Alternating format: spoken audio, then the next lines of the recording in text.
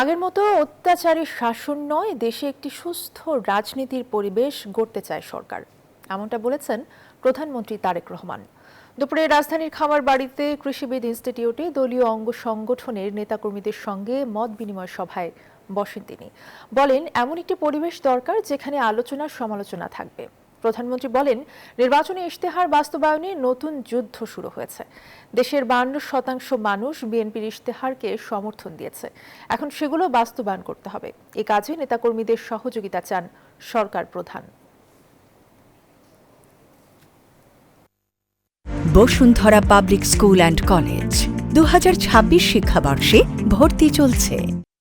যখন স্বৈরাচারের বিরুদ্ধে, ফ্যাসিবাদের বিরুদ্ধে আমরা আন্দোলন করছিলাম, তখন আমরা বলেছিলাম যে আমাদের উপরে যেরকম অত্যাচার নির্যাতন হচ্ছে, যেরকম গুম খুনের শিকার হচ্ছে রাজনৈতিক দলের নেতা কর্মীরা, আমরা চাই দেশে এমন একটি রাজনৈতিক পরিস্থিতি হোক যেখানে আমরা ডিবেট করব, কথা বলবো, কিন্তু এরকম পরিস্থিতি আমরা তৈরি হতে দেব না।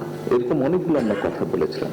যুদ্ধ একটি শেষ হয়েছে, এখন আরেকটি যুদ্ধ শুরু হয়েছে। কি সেই যুদ্ধ?